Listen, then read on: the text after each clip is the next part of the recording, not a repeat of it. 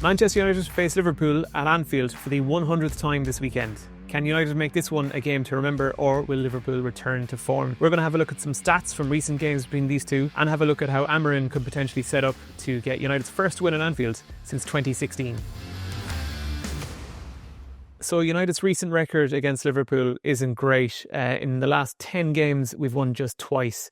One of those games was the 4-3 FA Cup quarter-final win, and the other was Erik ten Hag's third game in charge. So obviously not a great recent record there. At Anfield then, United's record is slightly worse again. 0 wins in the last 10, with 5 defeats and 5 draws in that time. So despite 10 years of pretty much dominance for Liverpool at Anfield against United, they haven't always had the best record. Liverpool have had 13 wins in this fixture to United's 12. And when you consider that dominance, then it's not actually a big difference. It just goes to show that when United were doing better, they obviously did better at Anfield as well. And that Anfield isn't always the fortress that it's made out to be.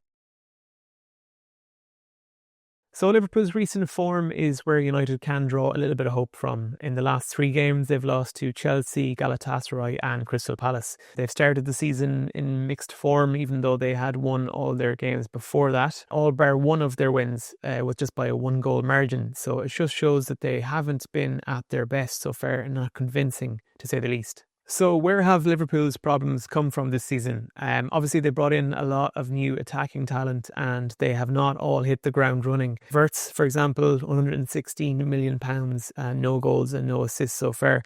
And I am fully aware that now that I've said that, he probably will score or assist at least 1 goal on Sunday. But let's just hope that it stays at 0 for another few days anyways, at least. Isak is another one then who hasn't hit the ground running. In his case, he has got 1 goal and 1 assist, I think, as well. But I do think that he will come good for them eventually. He didn't really have any sort of pre-season to write home about. So I think it'll just be a matter of time before we start to see some bit of productivity out of Isak. Frimpong then hasn't really kind of made a place for himself in the team yet. Conor Bradley seems to be keeping him out, but at 30 million, I don't think that is a big loss. I think it's a good option for them to have and can obviously do some damage to teams. Ekitike has kind of hit the ground running. You'd say he's probably been their best signing so far. He's got 5 goals and 1 assist, which is exactly what you'd expect for an £80 million signing. The weakest of the bunch then has definitely been Kerkez, and you would have expected him to slot right in, having had Premier League experience over the last few seasons. So it's a bit of a surprise that he hasn't worked out so far. Is he feeling the pressure? Is the Liverpool move a bit too much for him?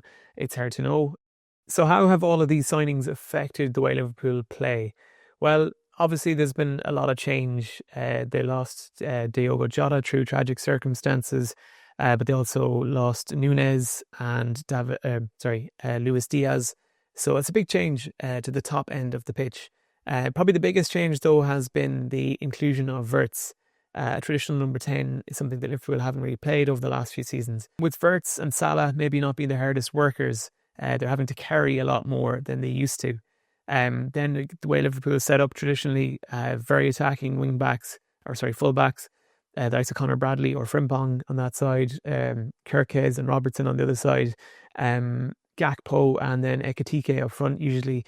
It's a lot of attacking players. Even McAllister and Gravenberch aren't the most defensively minded of number 6s or number 8s. So that can leave Liverpool lacking in defence at times. And when you consider that Van Dijk and Konate are both getting on a little bit, you can see why they're having some problems. So Mo Salah then, is he slowing down? Is age finally catching up with him? So far this season, he still has 3 goals and 3 assists. There was also a stat from Sky Sports. You can see here he's got less touches than last season, less shots, creating less chances and having less goal involvements. So obviously there's been some sort of change. Is it Salah himself? Is he not as effective as he once was? Or are Liverpool trying to spread out the play a bit more amongst the attacking players? Are they trying to rely on Salah a little bit less? To be honest, I think it's more that side of things. I think the way Liverpool have attacked in previous years has been very direct and very much orientated to his side of the pitch. Losing Trent Alexander-Arnold and bringing in a new creative number 10 is obviously going to change how you create chances. So I think this is just a period of adaptation there for Salah. So how will Amorim approach this game? Traditionally in big games, Amorim doesn't actually change a whole lot. Surprise, surprise.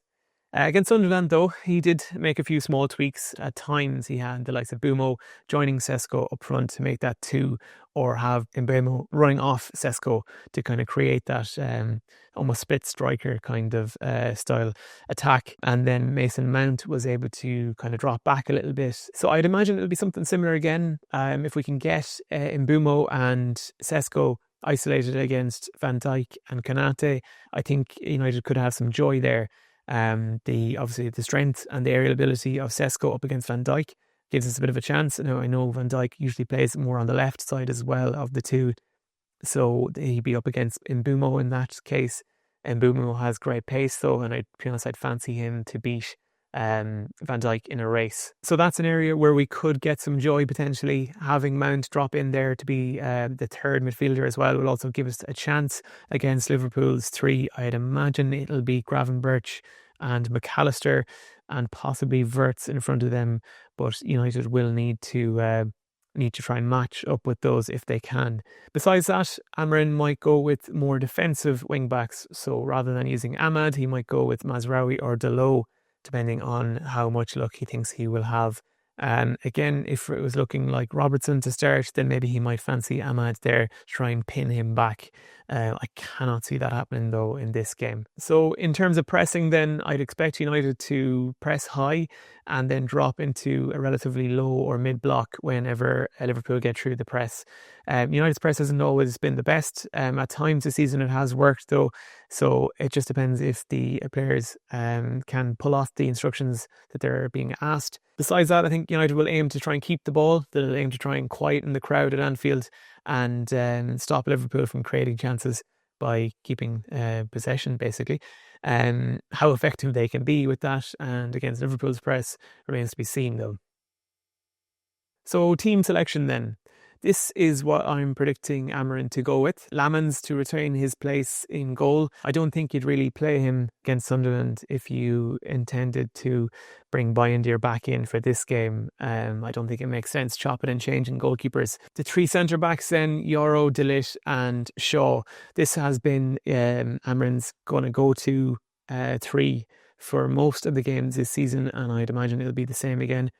You could be tempted to bring Mazraoui into the back three and put Yoro over to the left side to have, I suppose, him up against Salah rather than Shaw. But Shaw does have the experience. Whether he can be effective against Salah remains to be seen, though. He hasn't shown that he can do it in the past. So hopefully Amorim has a bit of a plan for that. So at wing back then, I've gone for Mazraoui. I think he's been brilliant anytime he's been fit this season. And I think he's just a bit more reliable than Ahmad defensively. Dorgu on the left then is always handy for an out ball. I think that's going to be something United try and do as well. When they have possession, they'll generally try and work it to the right hand side. Mazraoui and Mbeumo can keep the ball really well. So if they can draw Liverpool over to that side and then switch play over to Dorgu in space, that can be an effective tool to potentially get in behind Liverpool. In the midfield then, I expect Casemiro and Bruno.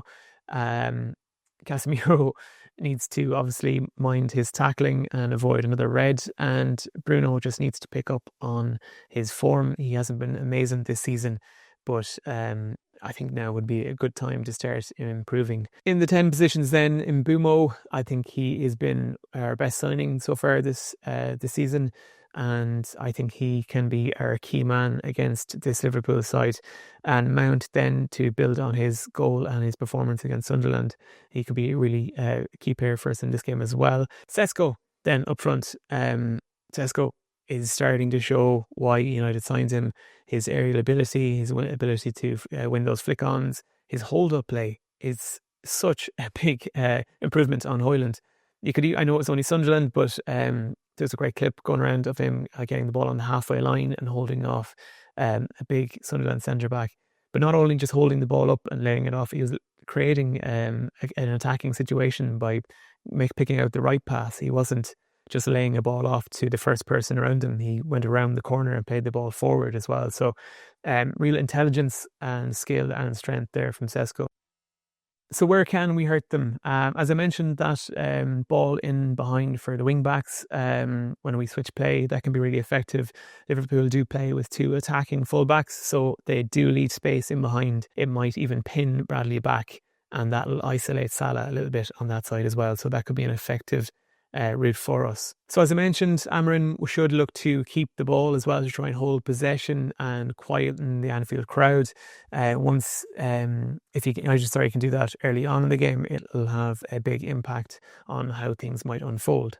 And finally, the last thing is United should look to utilise set pieces. So we've seen a big improvement from United in attacking set pieces this season, even scoring from the long throw-in against Sunderland. Liverpool, meanwhile, have been a bit more susceptible to set pieces this season, with 4 set-piece goals conceded. So I think that's somewhere we should really look to focus on. Okay, and score predictions then. So I can't see either team keeping a clean sheet in this one, and I can see both teams scoring. Liverpool, as I mentioned, haven't really won many games by more than 1 goal, so it will be a tight game. Both teams will be up for it. United they'll have gotten some confidence from the Sunderland game. I know it's only Sunderland, but it's a win, and it was a much needed one. 3 wins on the bounce at home, so just need to correct that away form. Liverpool will obviously be desperate to turn their form around. 3 defeats in a row. It was really unexpected, considering they started with so many wins. So that being said, I'm going to go with 2-2. I think that probably sounds very optimistic from a United perspective, but I don't know, something happens when it comes to predicting a result for United. I always see potential and potential positives, so that's what I'm going to go with. I'm not going to think about it too much, because if I was to be really pessimistic and honest, I'd probably say it's a 2-1 to Liverpool, but I'm going to go 2-2. I'm not going to put any money on it though. Let me know what you think. Let me know what you think the score will be. Let me know if you think this is going to be the starting lineup, or if you would start anyone else or anyone different. Should Cunha get in, for example? Would you put in Ugarte instead of Casemiro maybe? Let me know what you think, and hopefully we get a result on Sunday. Come on, United.